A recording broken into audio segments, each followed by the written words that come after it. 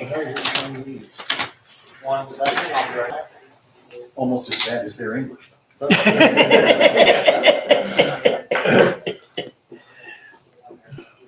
Oh, CW and FM? Yep.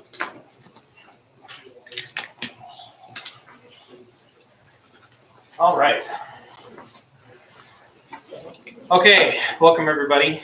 This is a new experience for us. As you already know, we are streaming live to YouTube. So we're excited for this. I don't know if anybody is tuned in, so if you're not able to hear us or if you have any audio problems, video problems, just let us know. There is a live chat and we do have somebody monitoring that, so you are able to participate from online in this meeting if you have anything to add to the meeting. Paul, you have a Did question? you just say, if you can't hear us, let us know? They should see my mouth talking, and if they can't hear me, then I'm assuming they're going to try to communicate that to us somehow. And I did send out the link to this meeting on Facebook, both on our page, on the group, and a few people that had requested it specifically over text. That I sent that to them as well. So I'm expecting that we have a few people.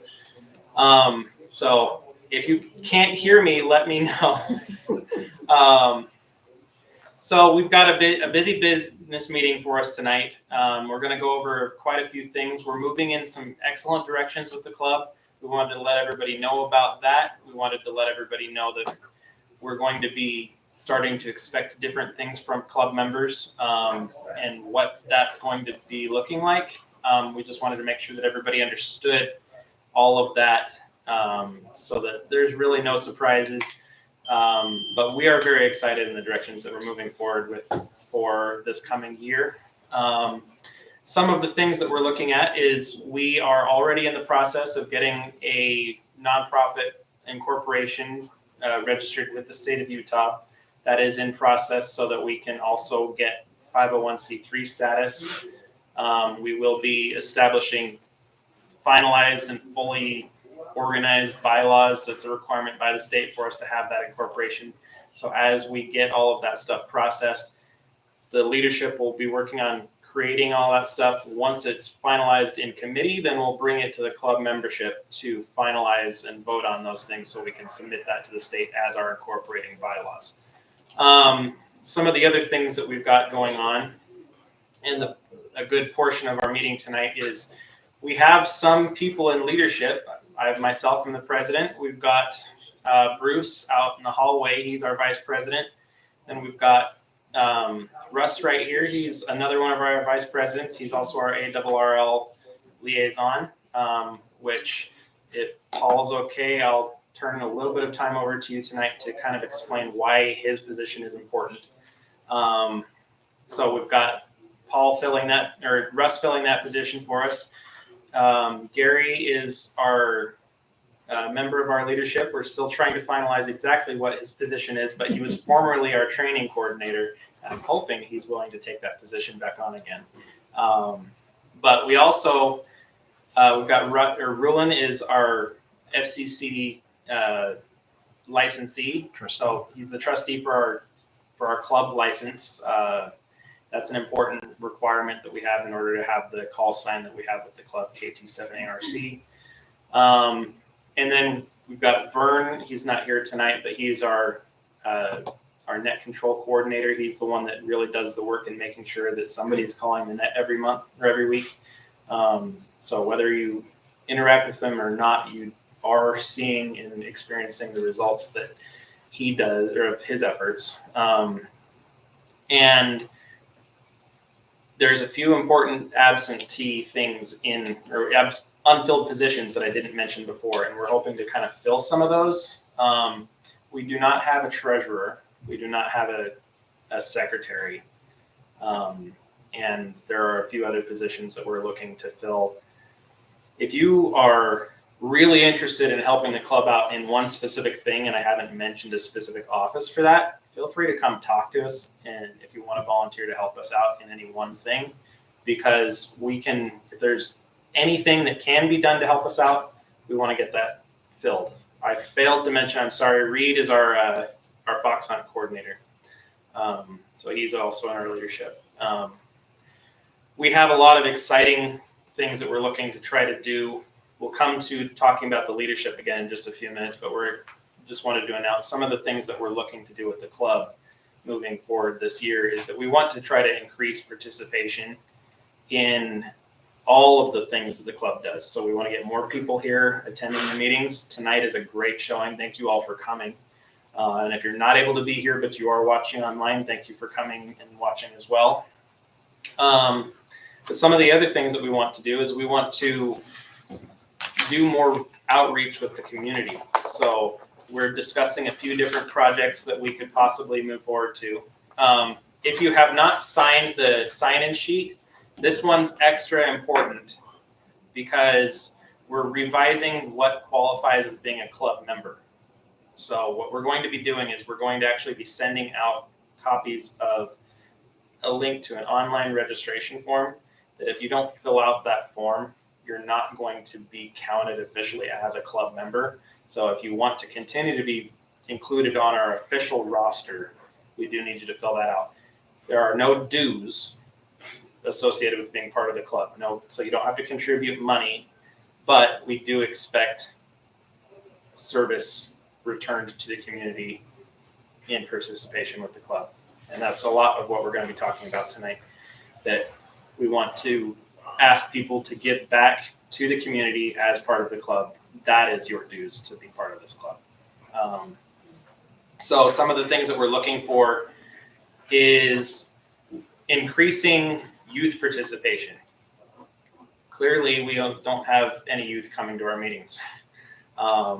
We would love to have more youth coming. My son is interested in getting his ham radio license. You've probably heard that on the net as he's hopped on and said, I want to announce this. But one youth is not enough. We want to get more involved. So we're looking at possibilities of doing some things with Taylorsville High School. We haven't talked to the city yet. We'll get a little bit more into detail about what that means in a second. We have talked to the local scout troop, and we are building a relationship with the local scout troop so that we can start supporting the scout troop and getting the ham radio merit badge, or well, they call it the radio merit badge. So having some of the club members help out with that, having them come here. That scout troop meets at St. Matthew's Lutheran Church right down the street, so we can easily go to their location as well and fill out a bunch of different things to help them get along and get involved with ham radio. Their leaders, one of them lives in my neighborhood and is really excited to have us help out with that. Another leader is a ham radio operator, and when he heard that we reached out, he was ecstatic. So there is interest in the leadership, and hopefully we can get the youth involved with that as well. So that's one of the things that we're actively working on. Going back to the idea of working with Taylorsville High School, we're talking about the possibility of helping the STEM club at Taylorsville High School create a ham radio club there at the school as well. Now, the school has no idea that we're talking about this, and that's because we're in the very early stages of this, but we think that the best way for us to approach the school is not just go to the school and say, hey, here's our club, we want to help you guys out. We want to approach them with a package, which includes the idea of we donate materials, including radios, feed lines, antennas, and we can approach the school and say, we're willing to help you guys out and get this thing up and running and have you kind of affiliated with our club, but basically create a new club there at the high school and help them learn and get involved in ham radio and how that can help with education in general. So where we're at with that is we are going to be needing people that are willing to donate some equipment or money to buy equipment so that we can get there, because we want to approach the school with not just the idea, but tangible evidence that we're standing behind doing this thing. So if you're willing to help out with that, it may not be this school year. It might take some time to get that completely ready, but hopefully we can get that moving forward and developing that. My vision as president of the club and the leadership in general, which we discussed this during our meeting that we just finished up today, is that we feel that the best way that we can get people attending our meetings and participating in ham radio with the club is not being so concerned about getting people in the seats, but being more concerned about the ways that we can serve the community, because we believe that as we serve the community, then it's naturally going to be bringing people here. They're going to want to participate because they're going to be excited about the things that we're doing. So we're completely changing up our ideas. Sam. Yeah, looking on the website the last couple of days, noticed an update on there. There's a link for the GIS map on that. And if you're not familiar with that will bring up a map that shows all the ham radio operators in the city of Taylorsville.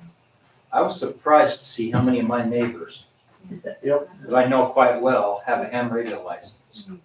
And so now that I know that they have a license, and it's time to hit them up and say, why aren't you? Yeah. And that's the other thing, is we are going to ask that everybody that is a member of the club become a club evangelist. What does that mean? It means that you let people around you, whether they're radio operators or not, let them know that that's what you're participating in and what it's all about. Let them know that there's opportunities. And it doesn't have to be just, hey, here's this Fox hunt that we're doing, or we're doing support for Taylorsville Days events and things like that.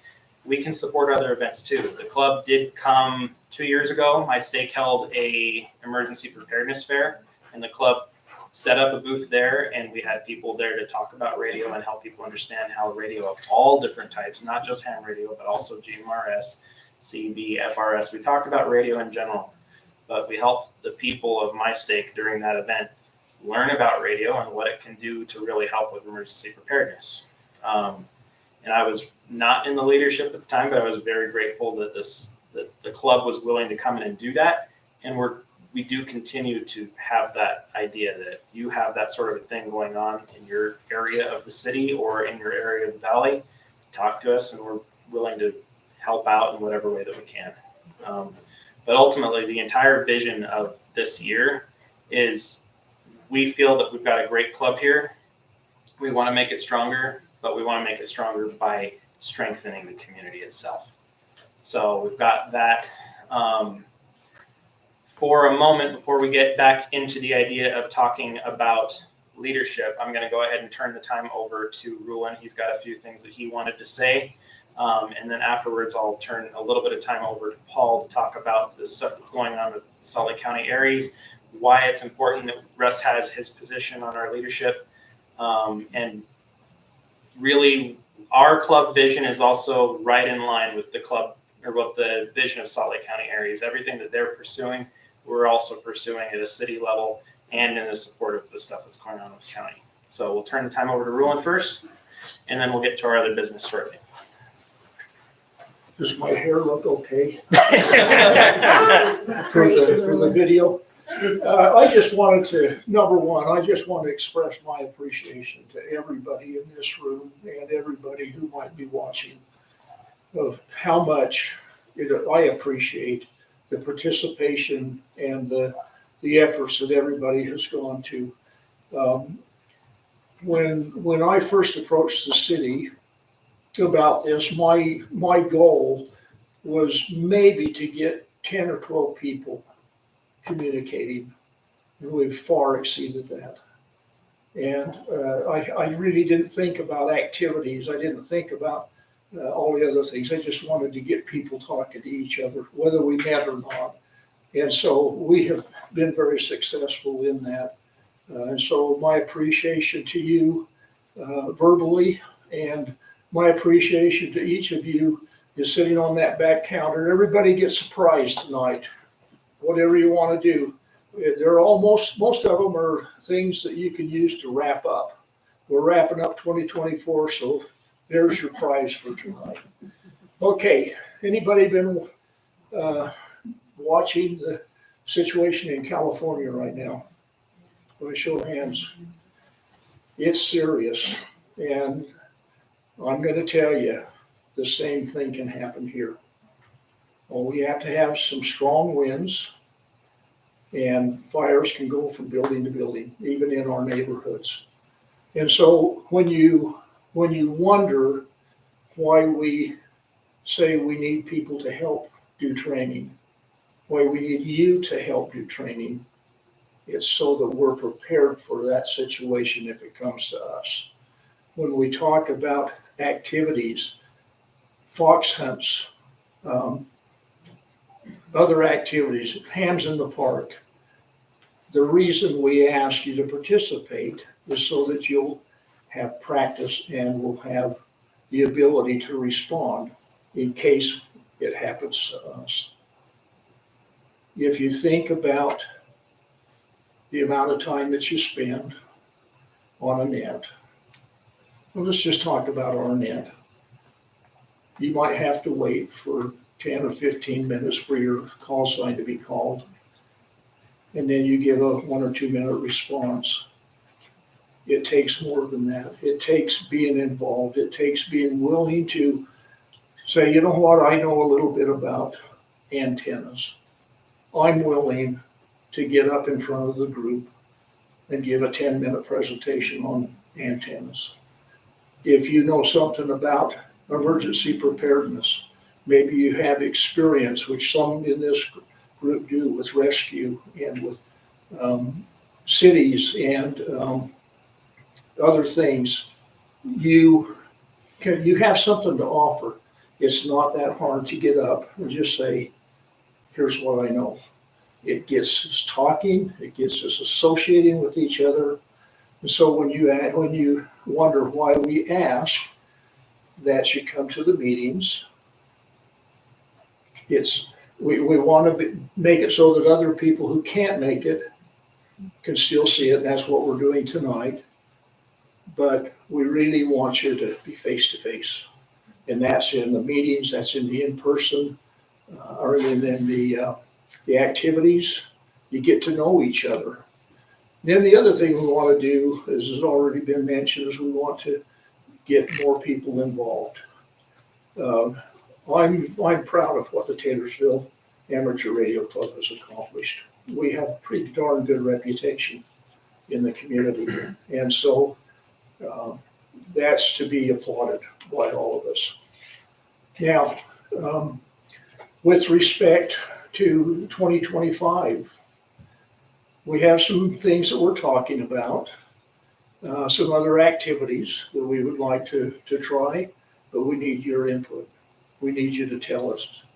Now, I'm going to be putting a short survey on the website. It's mainly basic information. What do you think about our nets? What do you think about our in-person meetings? What do you like about us? And you can write it out.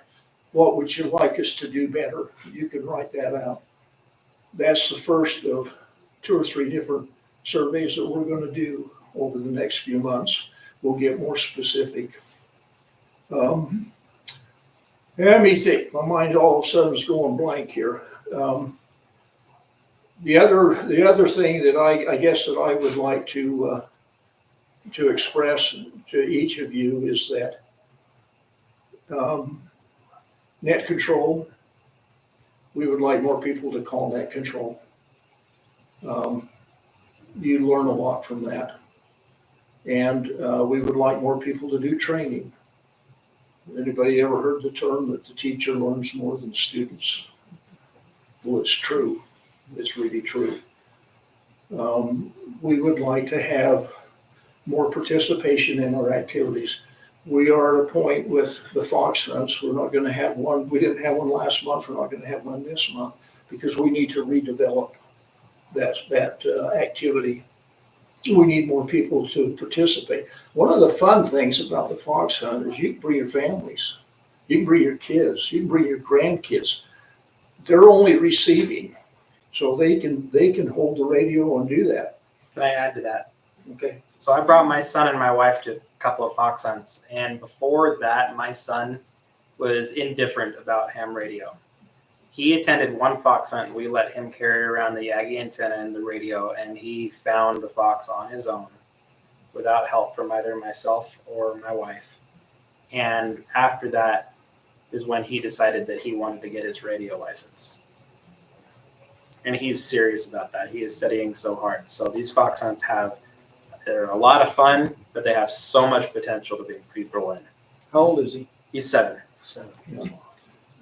Yeah. Yeah, Gary. When Reed and I did the fox hunt for the Tooele Club, almost half of those people did not have licenses, and they were loving it, especially the girl who found the first fox.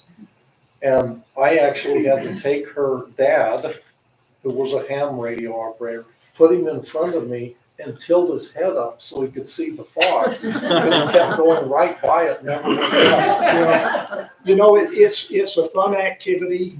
And yes, we've been doing them on Saturday. That's not the best day for everybody. But, we're open to suggestions.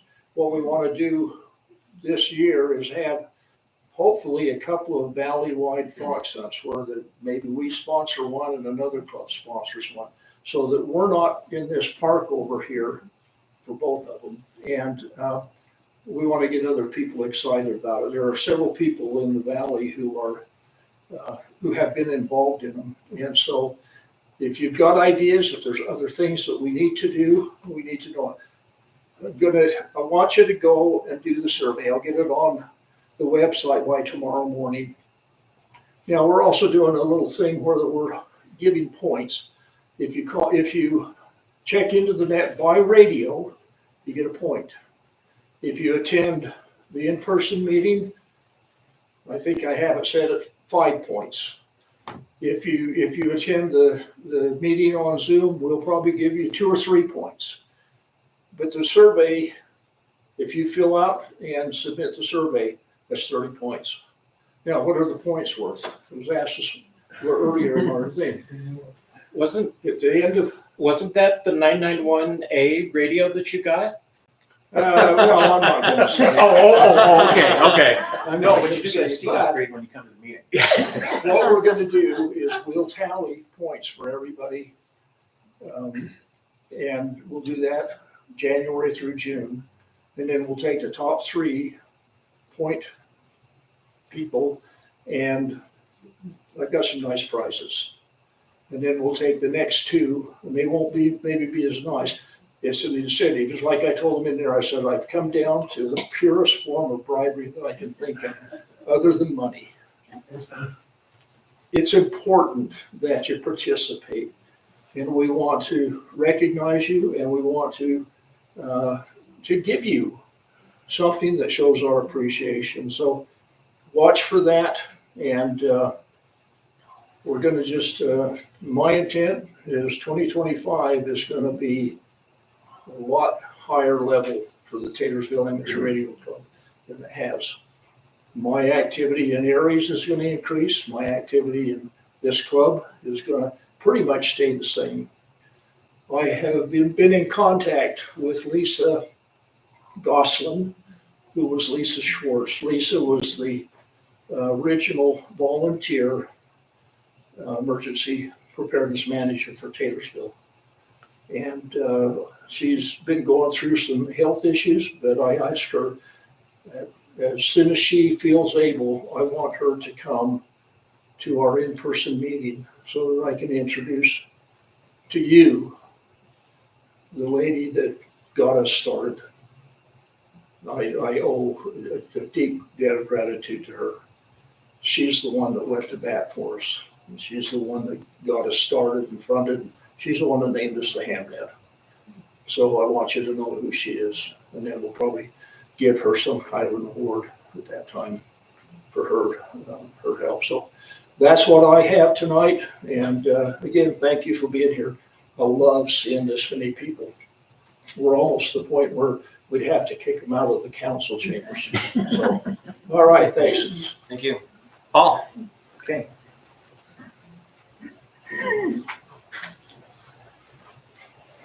I want to say a few words about Salt Lake County Aries, but I'll start by kind of recapping an email I sent out to all the contacts I had for the clubs around the valley. Over the last 12 to 15 years, Salt Lake County Aries, in my opinion, has lost its mission. There was a lack of any official relationship with the county or any other served agencies. And without that focusing Aries training on the mission, Aries kind of has drifted into becoming a lot like any of the other city-based clubs in the valley. We've been having the same kinds of topics at meetings, doing many of the same things. Our nets all sound the same. And that's going to shift this year because of a couple of things. First of all, we now have a memorandum of understanding with Intermountain Healthcare. They now have expanded through mergers to include a multi-state footprint, and they have over 240 locations that could conceivably need service from hams in an emergency. In Salt Lake County alone, they have 81 locations that may need some ham support if all the grids are down. So we're looking at that. We also are getting very close to a memorandum of understanding with Salt Lake County, which will be the first time in probably 15 years that's been the case. And both these organizations have very specific things they need from us. So just getting through the ICS basic courses or being able to program your handheld from the front panel, which is a challenge for a lot of people anymore because of the way they're making them, and being able to show up with an extra battery pack is not going to be enough to fill some of these roles.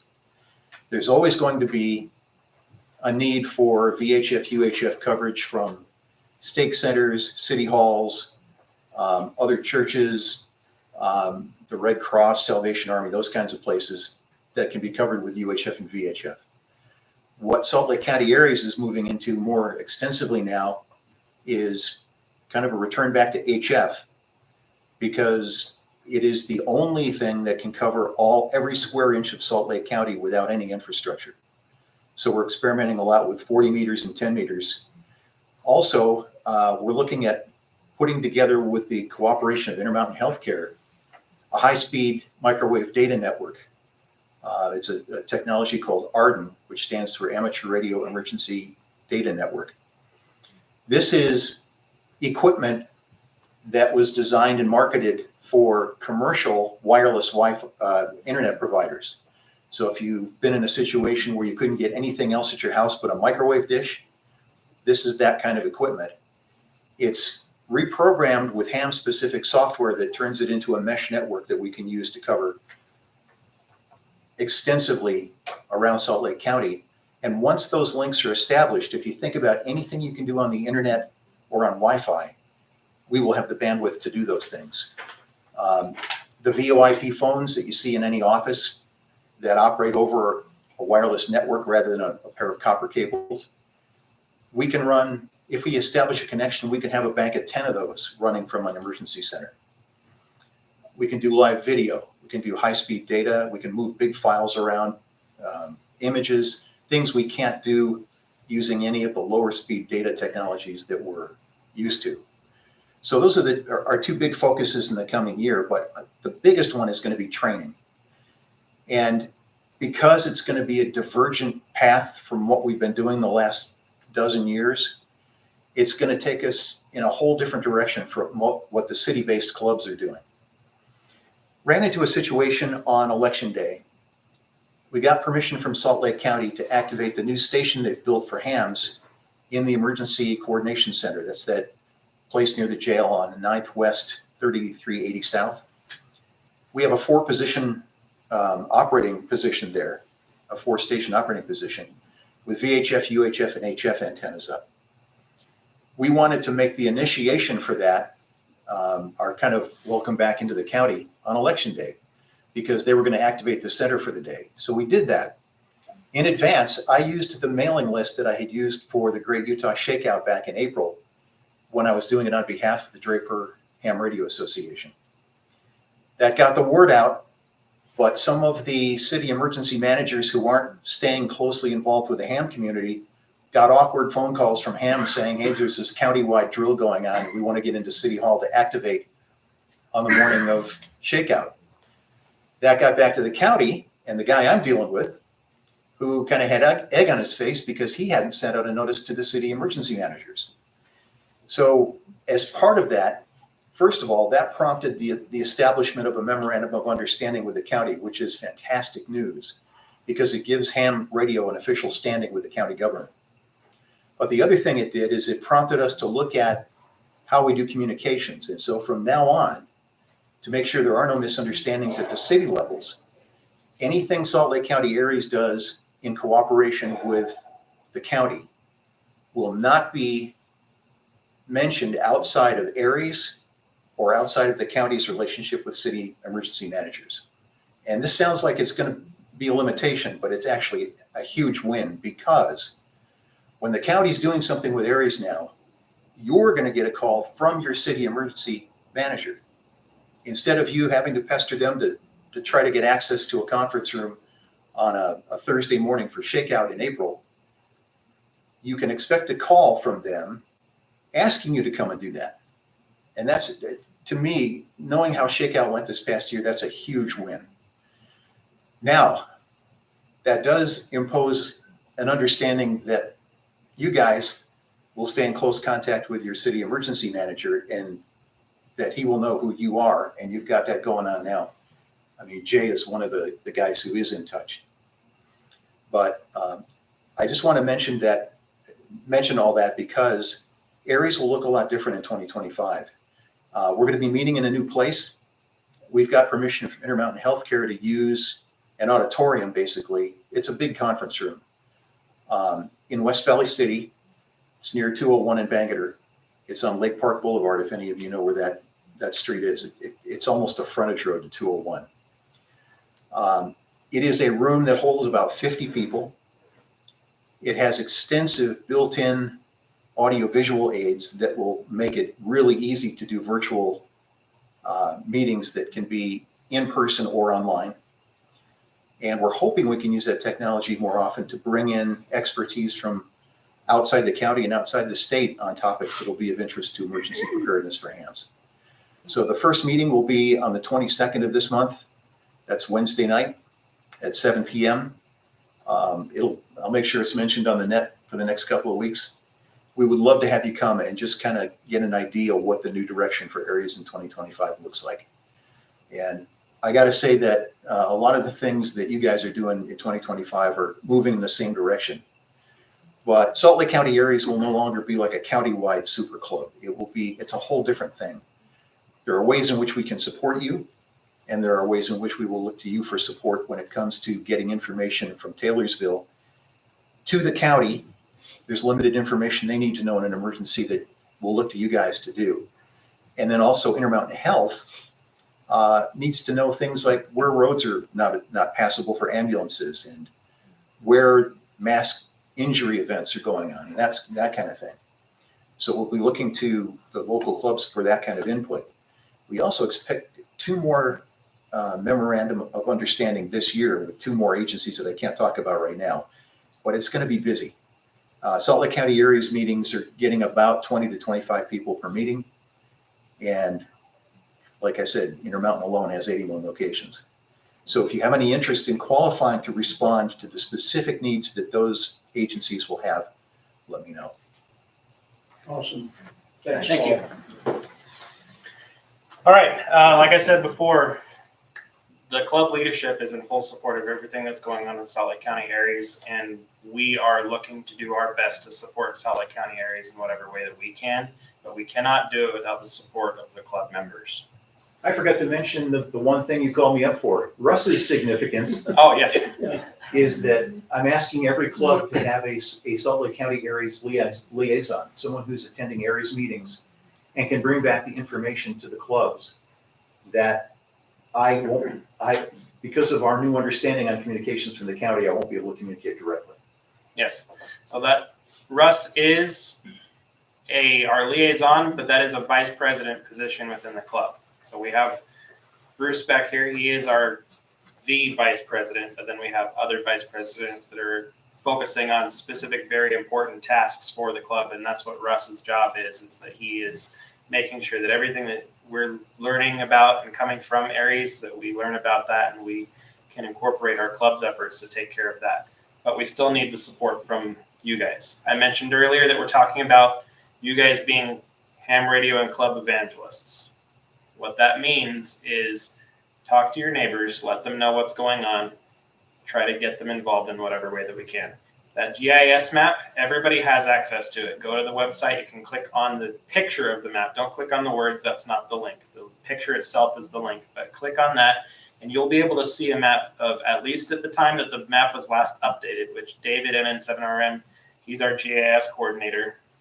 He's the one that takes care of that. He regularly looks at the FCC database about where people have reported that they live with their license, and then he updates the map so that we know where people are. That is a significant responsibility by himself doing that, but he's fantastic at it.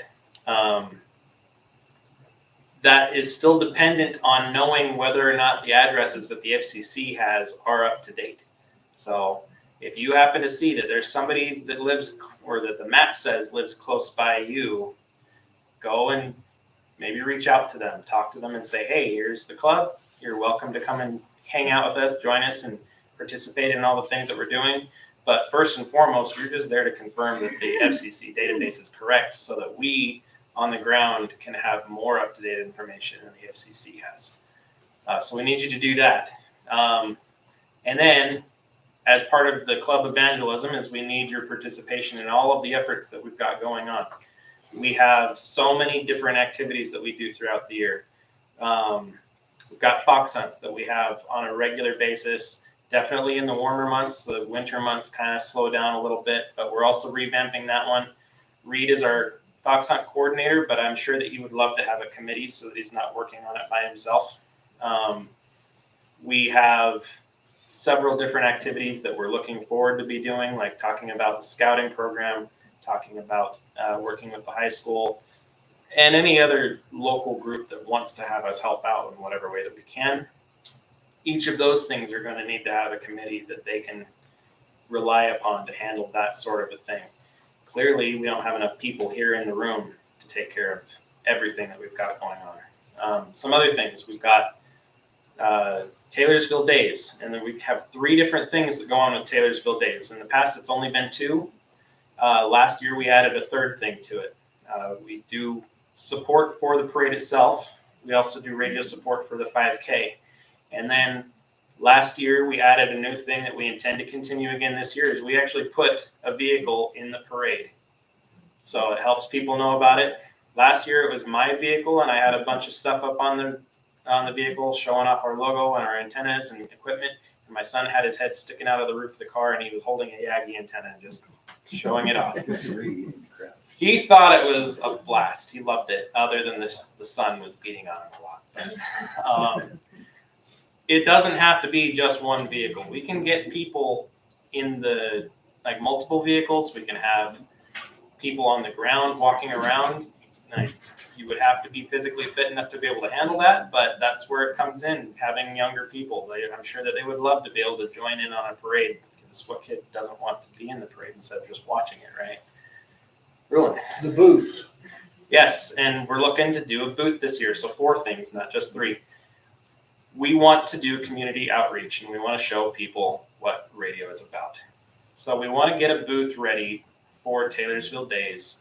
We're pretty sure that with our relationship with the city and with everything, and because we are a service organization and nonprofit, that we are likely going to be able to make it so that we don't need to pay the booth fees to be able to get there. We just have to coordinate that with the city, but we still need people that are willing to manage that booth. That means set up radios in the booth, be knowledgeable enough to talk about things. If you've passed your ham radio license exam, you're knowledgeable enough to talk about it. So don't feel like you don't know anything. Plus, if you get out there and you start talking about it, you'll learn a lot more as you talk than just sitting around thinking, oh, I'm a ham radio operator. It's better to talk about it. So we need to get people into the booth. We want to allow people to get on the air during that type of event so that they can hear that. So even if you're not interested in being at the booth, we also, during that time, want to make sure that people have success talking to somebody on the radio, which means that even if you're not present, that maybe you're at your home QTH, you're on frequency, and you're ready to talk to whoever might come on the air. We'll have an HF rig set up so that people can talk to possible further locations, but we want to guarantee that they have that experience. So we need people on the air ready to do our VHF, UHF stuff too. That's the sort of thing that we can control and make sure that everybody gets a successful contact. If we put ham radio in front of the community, they'll learn more about it, they'll get excited about it. And we won't just be this thing that everybody says is irrelevant because the internet exists. We all know ham radio is far more than just pushing a PTT. We want to show all that off. Yeah, I wanted to mention about that. Roland asked if we've been watching the situation in California. I had my coat on standing by the door watching the report tonight on CBS News from Pacific Palisades. They said there are 10,000 people who don't know if their home is still standing.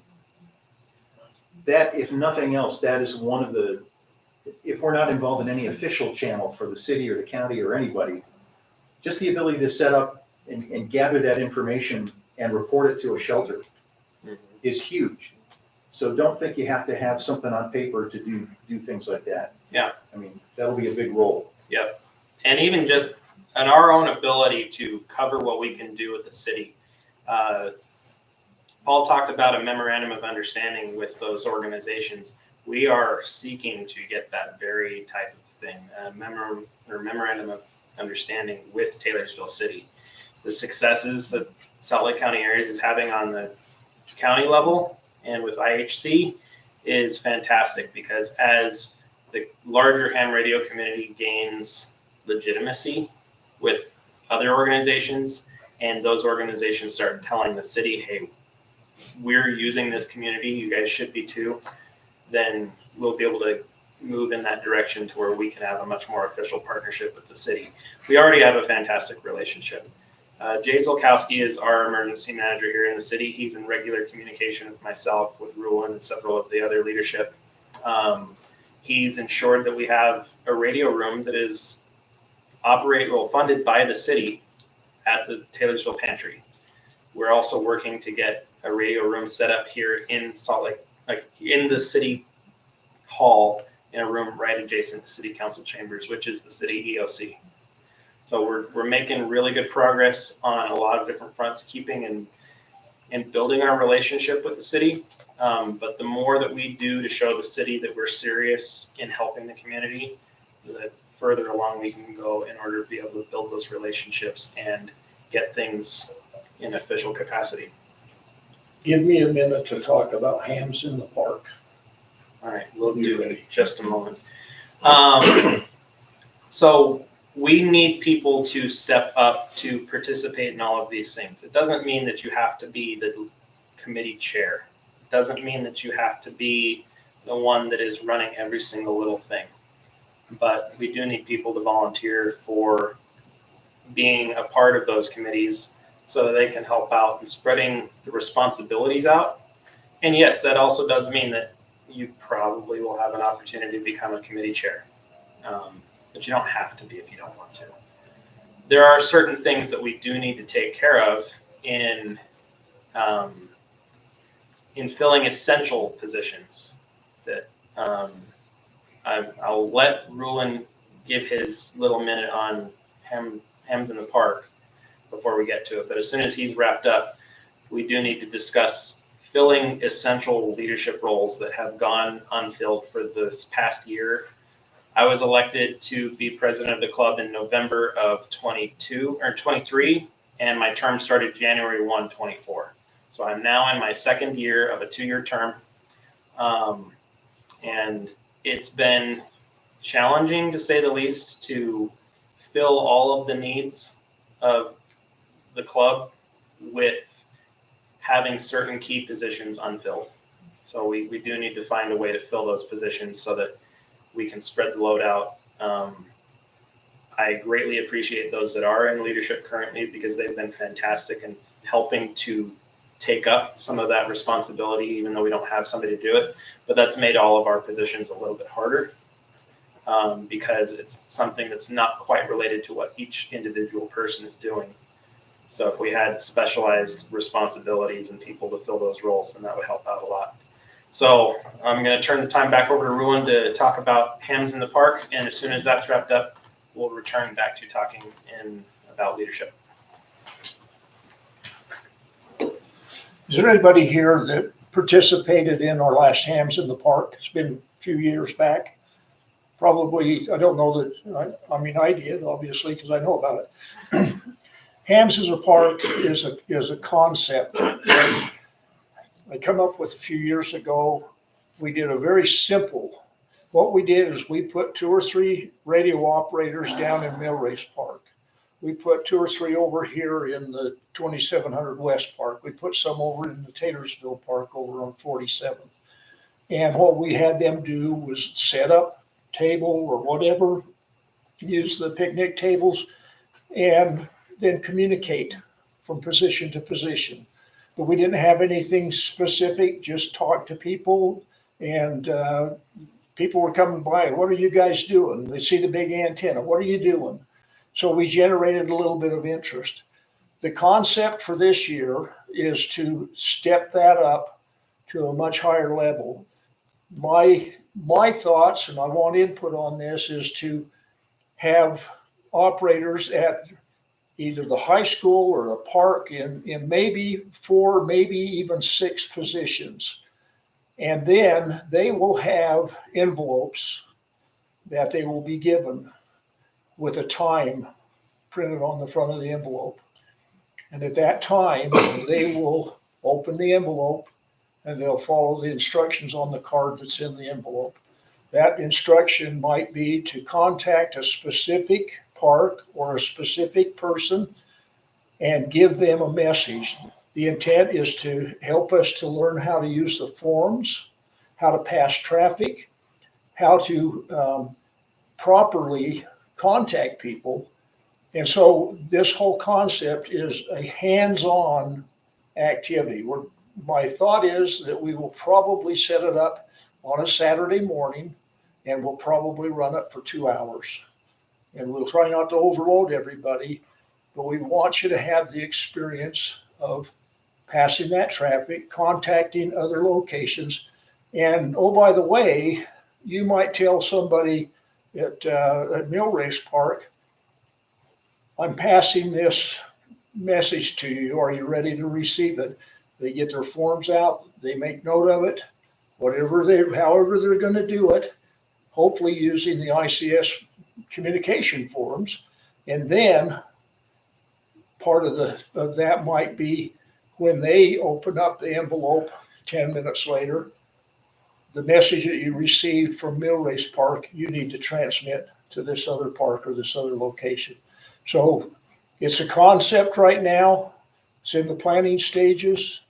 I want input on it. I want those of you here in our group to, and those on the YouTube, I want them to feed information back to us. Is there a better way? Or are they willing to participate? It could be just like the fox hunts. It could be a really fulfilling experience. So that's what I wanted to say about that. Thank you. Okay, talking about leadership positions that have gone unfilled and need to be filled. The key ones that we're looking at right now is we've got, we need a community outreach coordinator, we need a secretary, and we need a treasurer.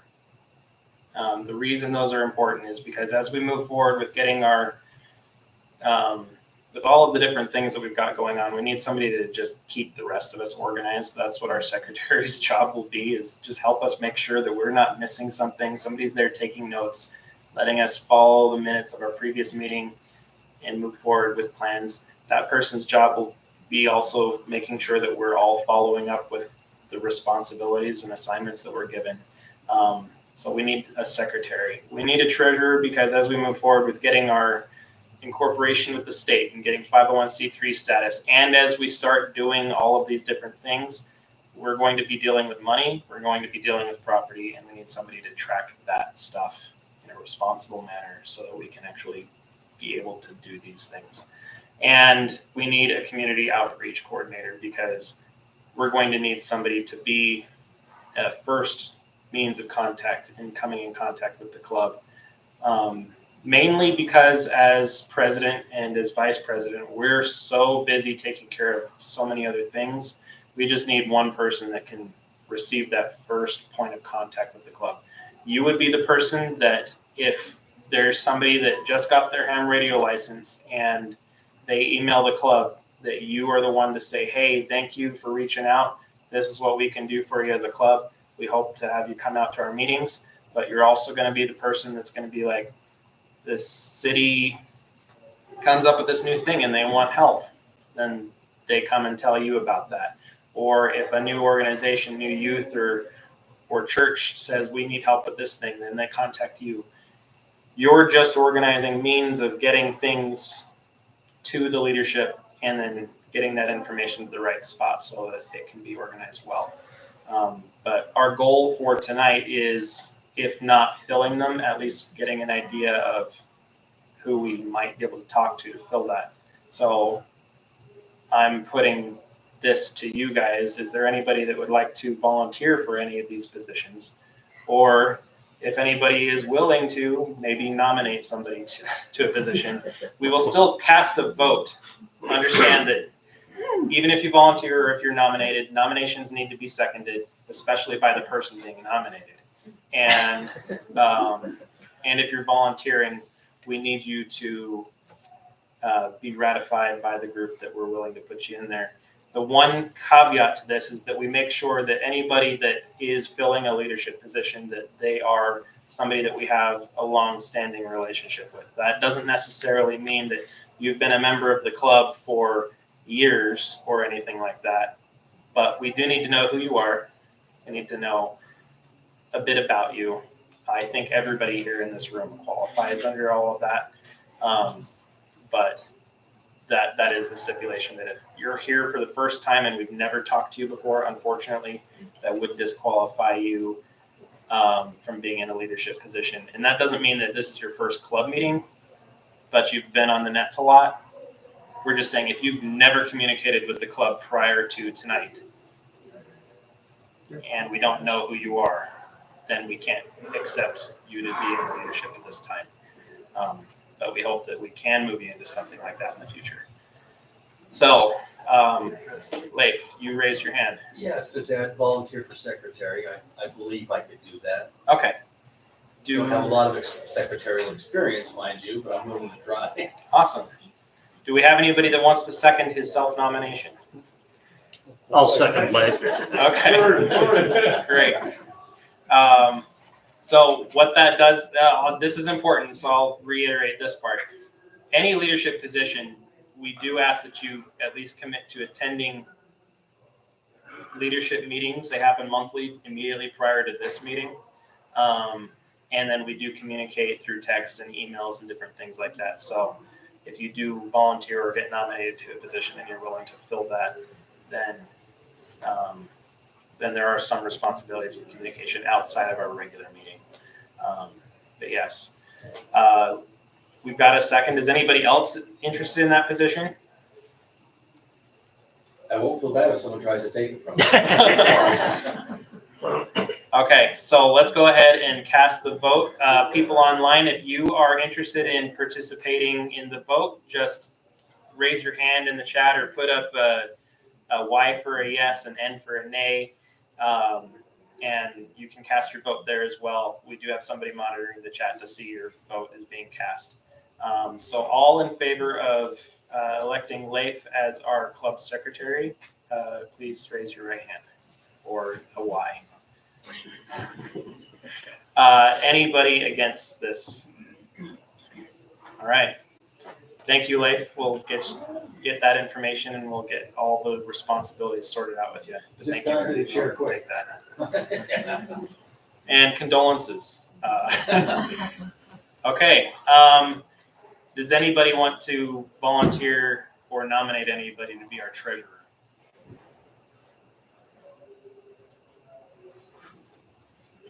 It doesn't mean you're going to be responsible ultimately for the money. It just means that you keep track of it. I have an envelope of cash underneath the keyboard at my house that I'll be giving to you. Does help to have a high limit on your card. You also won't be responsible for paying anything directly. Just keep track of the money. It's not a big deal right now, but it will become. Yeah, it will become a much bigger responsibility as we move forward. But currently we have less than $50 in the envelope. We can probably, And once we get all of our stuff organized, we'll be setting up a bank account too, but we have to get our incorporation stuff taken care of first before we can do that. there is property, however. that Yes, we need do to- have property that you could keep track of, mainly equipment, radios and such. Also, training. We need to make sure that we have not necessarily just one person, but Yes. a couple or maybe a committee that Mhm. oversees training. So is anybody interested in treasurer at the moment? No? Okay. We'll work on it. We'll revisit that one. What about our community outreach coordinator? They're tired of hearing from me, although I just did tell the mayor that we do appreciate the use of the room. They wanted this room, by the way, but they moved. They think this is important enough that they went into a different room. They think it's important enough that they don't charge us to use the building. Yeah. Which is fantastic. I'm very appreciative that we have that relationship with the city. Does anybody want to nominate anybody for that position? What's all involved in that again? So community outreach coordinator is you are the first means of contact for new members of the club or new hams. You're the first means of contact if anybody that is an organization that is seeking the services of the club. You're just basically coordinating, getting that information to the correct person. It's more of a liaison between the club and the public. It's just making sure that the right people hear about the right thing, but it's so that we have an email and a phone number that people can directly reach out to instead of just the blanket email of the one that everybody has access to and maybe doesn't check. So that's what's involved in that one. It's not quite as big a responsibility at this time as it will be in the future, but it should be a relatively easy one regardless. As long as you're good at organizing and notifying the right people. I'd be willing to take a shot at it. Okay. All right. Anybody want to second Sylvia for this? I'll second it. Okay. Anybody else want the job? I do have to make it fair. Okay. We'll go ahead and cast a vote. All in favor of nominating or of electing Sylvia to be our community outreach coordinator, please raise your right hand. Any opposed? Excellent. Thank you, Sylvia. We'll be in communication with you about how to fulfill those responsibilities. Now this one is somewhat already filled. It does say online that Gary is our training coordinator. I just wanted to verify. Are you still willing to fill that position? Yeah, Okay. I did that for a number of years anyway. Uh-huh. What I would like to see is, like Rulon said, a few more people that can help him out, maybe as a co-chair on that committee, or just being part of his committee to help get training happening. One of the- Everybody in this room can train. You They do, can, they can present training. It doesn't have to be, in fact, we'd like it to be 10 to 15 minutes max. In reality, unless it's something maybe emergency communication related, but everybody can train. All of you have some experience that you can talk about. And I'm just telling you, when you experience the good that you do, it's a good feeling. and you learn a lot more Absolutely. as you're preparing it than you ever thought you would. So training is a really fun experience. Before I was elected to be president of the club, the most stuff that I did within the club was I called the nets, which I highly recommend. I regularly call the nets on the third Monday of every month. Please, if you are interested in doing it on that night, I am not stuck on always doing it on that night. If you're interested and that's the only night you can do it, I will gladly take a step back for that week and let you call the net. And Very you good did experience. training on grounding and bonding. Yes, and I did it. I'm an electrician by trade, so I am an expert in grounding and bonding. And I am willing to come to your houses and help you make sure that your station is grounded and bonded properly, free of charge. I'm just not going to do the work for you. So I'm the licensed trustee with the FCC, and I'm also the liaison or contact person with ARRL, with our affiliation there. But I will back up Gary in training as he needs it. And anybody in leadership is probably going to be expected to give training at some point. But if you are interested in a particular topic that you've been doing with radio, like I'm currently building a 6-meter dipole. It's sitting in my living room, my office. It's all about 10 feet long, and it's made of rigid, well, not rigid, but it's made of a very stiff electrical tubing. So it takes up the full 10 feet of space. I think that would be a really fun thing to just explain how I'm building this thing and how fun it is to do that. And how his wife wants it out of the. She does, but thankfully she's granted me, and I say granted because it's very gracious of her to let me have my own room for ham radio. And so it's a very messy room, as you can imagine. I've got a soldering station, I've got my radio set up, and I've got computers and parts lying all over the place. And the only thing she asks is that I still grant space for bookcases and a little bit of storage for the house. But it's a chaotic room. Okay. You know, if you're expert at bonding, you should be in community outreach. Right? Different kind of bonding, but yes. As president of the club, I'm already kind of in community outreach, but yeah, we're excited for the direction that we're moving. I thank everybody that did volunteer to fill certain positions. We will continue to seek to fill those positions that we've already talked about, that we will yet talk about. If you see a need in the club and you're willing to step up to help us out with that, or even just let us know that there's a need and that the club needs to be moving in a direction to fill that need, let us know. We want to have a good experience with the club, and we want all of you to have a good experience. Do we need to vote on Gary? Yeah, we ought to vote on Gary. Right. All in favor of Gary being our training coordinator? Please show their. He was the only one we hadn't voted on yet. So thank you. And please help him out. It's a big responsibility. But it can be a much smaller responsibility if everybody does their part. Lastly, we just kind of wanted to gauge everybody's feel of the way that the club is going at the moment. We're going to have the survey, but if you have any comments that you want to share with the group right now, please feel free. The last little bit of time for tonight's meeting is your time. So if you've got a comment, please raise your hand and let us know. By the way, the survey is anonymous unless you choose to give your email or name. You can do that if you want to discuss things, but it's intended to be anonymous. So. Thank you. Can I ask a question? How many people enjoyed the new format for the net on Monday? How many didn't? Okay. Now, I will kind of forewarn you, since we didn't have a formal, this is the way you do the new net style, I just did it. So I apologize to future net control operators if they do it different than what it comes out or came out on Monday, but be understanding, and we'll get that down.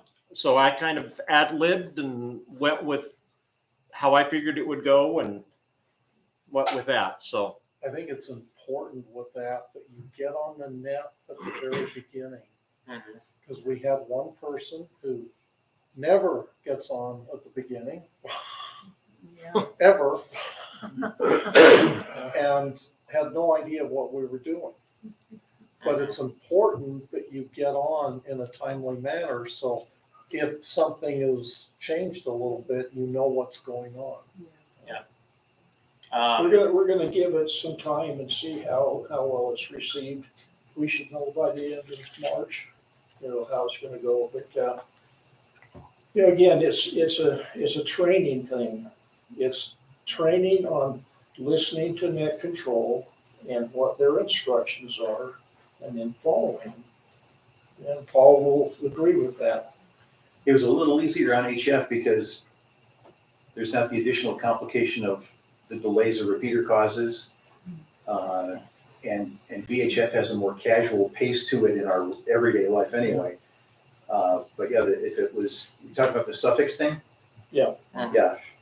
I will only say that the entire net will kind of take its cue on pacing from net control.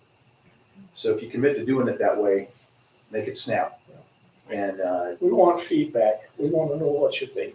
yeah, the Salt Lake 10 meter net, when I first tried that, I think the first week we got 22 check-ins in 4 minutes. Well, And if you need to use the net for anything other than just a weekly check-in, then you probably want check-ins to not consume 2/3 of the net. So that's the point of doing it that way. Which, how many stayed on after we did roll call and listens to the social part of the net? What did y'all think of that? I'm tainted because I live it on a 10 meter net.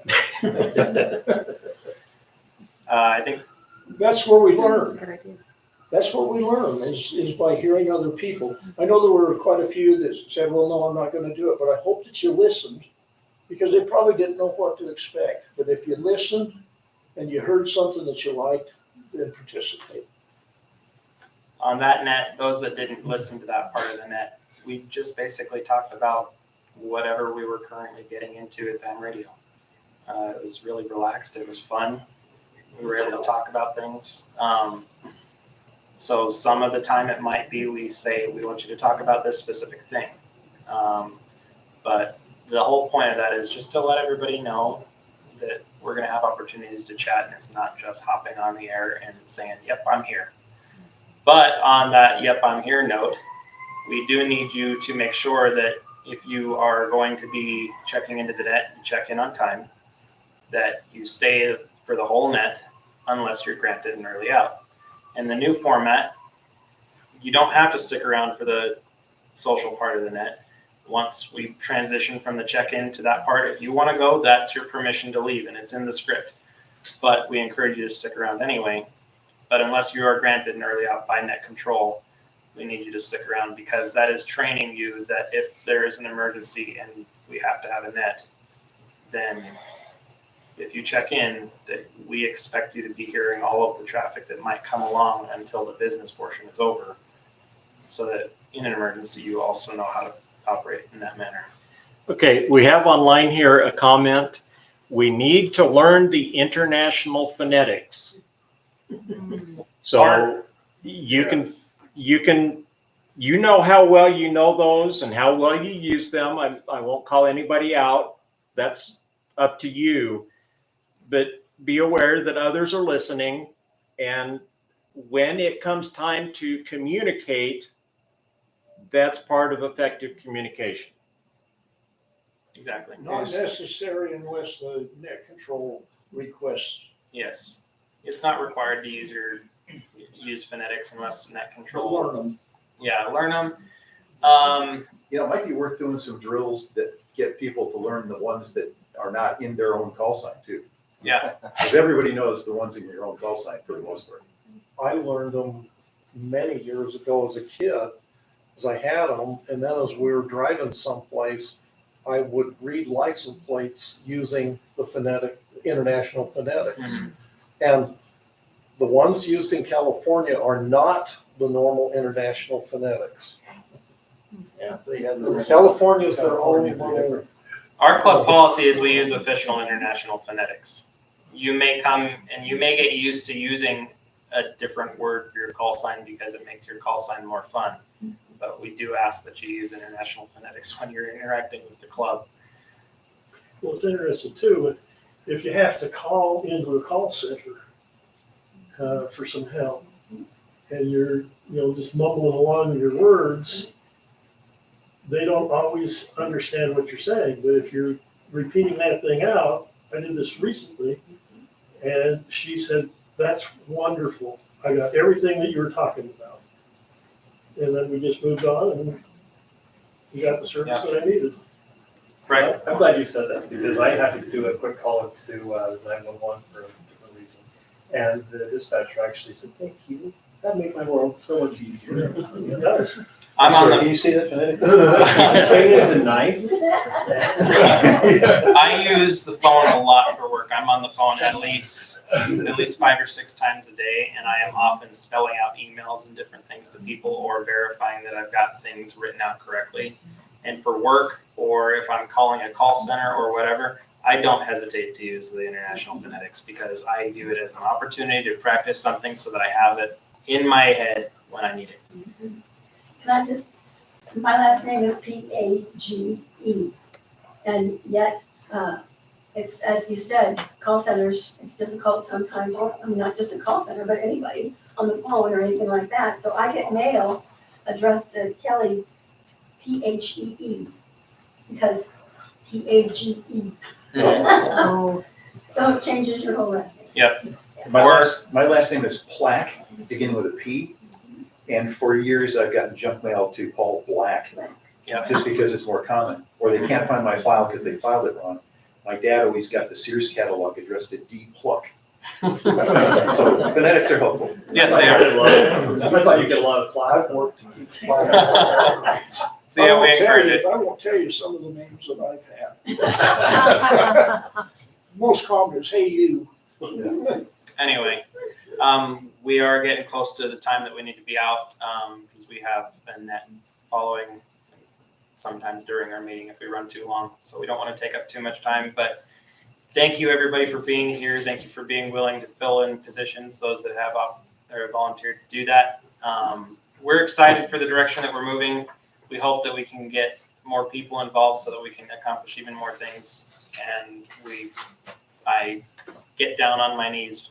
If you really want me to, I can. But figuratively, I get down on my knees so that I'm saying, please, please help us out. It will help the club to be fantastic. Just one more comment that came in.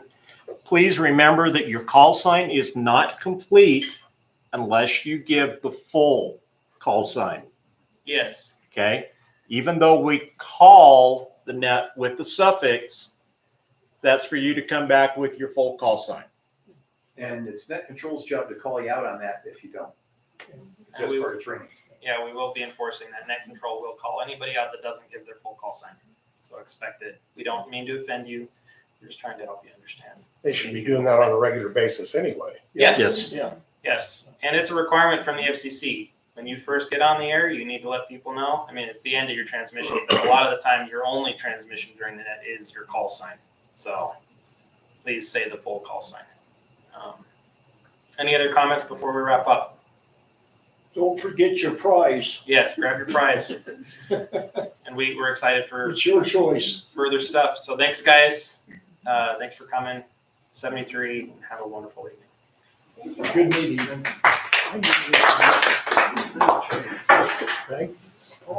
Yeah. Good to see you, Roger. Good to see you too, Ron. How are you? Oh, I'm doing okay. I don't wander around your neighborhood so much anymore. I've been working so much on Monday night, so I haven't been able to check into the. Yeah. I also, my job. As a state license. Then they end up making me. Mouse guy. Go to sleep. Examiner. Yeah, must have. Lead examiner. So now I've got to travel from Lakeland, St. George. Well, you're busy. I got it. That's kind of, but still. You're still. That's what